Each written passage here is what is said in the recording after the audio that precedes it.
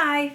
So, if you've read a lot of fantasy, you've probably noticed that it can get a little tropey. A trope in a book is not necessarily good or bad, but we all have our preferences. This video is going to be my top 5 most hated tropes. If you'd rather watch something with more of a positive spin, I do have a video of my top 5 favorite tropes. But let's talk about the ones that I can rant about because I don't like them. The first one, this is in no particular order, but the first one that I really hate is the parents die. At this point, I feel like it is too overused. I'm not sure how many books I could name where the parents live, and if the parents live, that they have a good relationship with the main character. Even when it is done well, and there is a good reason for the parents to be gone, I'm tired of it. I would like authors to get more creative, and I may be a little biased at this point because now I am a parent. And our own feelings definitely feed into what we love or hate to read about. And besides the giant fear that every parent has of something happening to their child, another great fear for me is that something would happen to me and my children would be left without the person who loves them the most and understands them the most. So it's not the thing that I want to read about. This is kind of fun to do a tropes I hate. I get to rant. Second one, and I don't know if this trope has a name. You can let me know what it is if you know what it's called. I'm gonna call it the Anakin Skywalker. And that is when the good character, even if it's not the main character, but it's just another character that is otherwise shown to be good and moral and upstanding, when they get deceived by the evil side or by the antagonist and they end up turning their back on their friends and family. Not only is Anakin a prime example of this trope, it's possible that he is the reason why I hate it so much. I grew up on the Star Wars original trilogy. When I was in 6th grade, Star Wars The Phantom Menace came out, and I graduated high school during the time that episode 3 was coming out. So I basically spent my teen years watching cute little Anakin slowly giving in to his anger and hate and turning towards the dark side. I also just really hate lies and betrayals and watching someone good and innocent getting deceived, especially when they are trying to do good, when they're trying to make a good choice and somebody lies to them and says, "Oh, your good heart wants to do this good thing. I'll show you how to do it.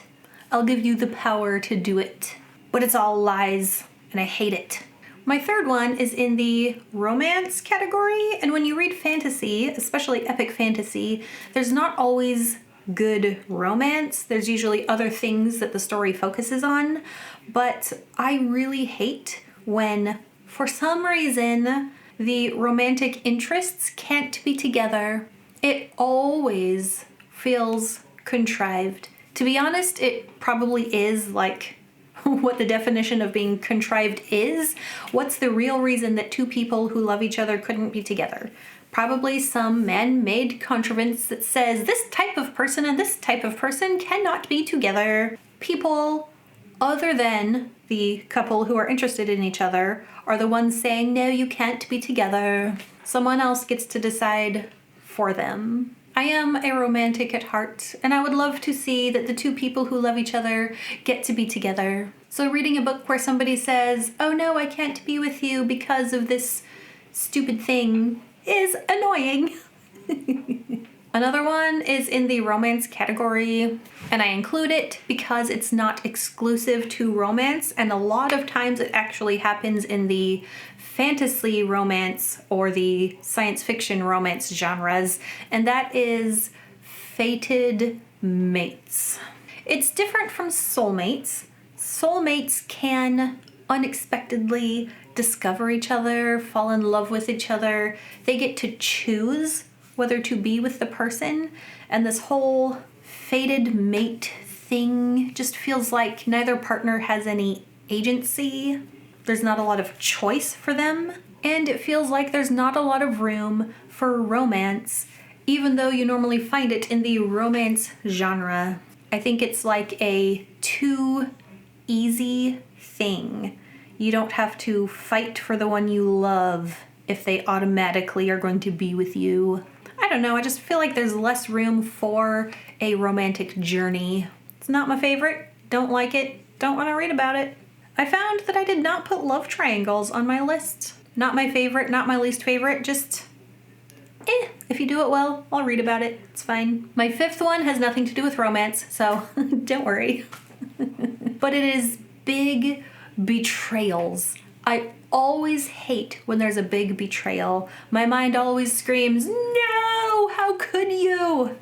Or maybe feeling justified that the person you thought was bad betrays somebody, because then you're like, haha, I knew it. But I still don't want it to happen. And I know why authors include big betrayals. A betrayal involves deep-rooted emotions that just get ripped out. A betrayal implies a previous trust. If there was no trust to begin with, there's nothing to betray. And what is trust even based on? For one, trusting someone is based on previous observable actions. I trust my husband because we've been married for 15 years and I've never had a reason not to. Now, after 15 years of marriage, my emotions are far more deeply involved than they were 15 years ago.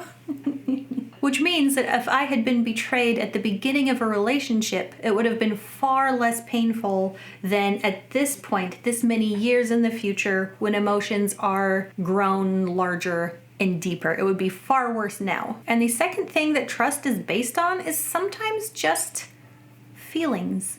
Feeling like you should trust somebody.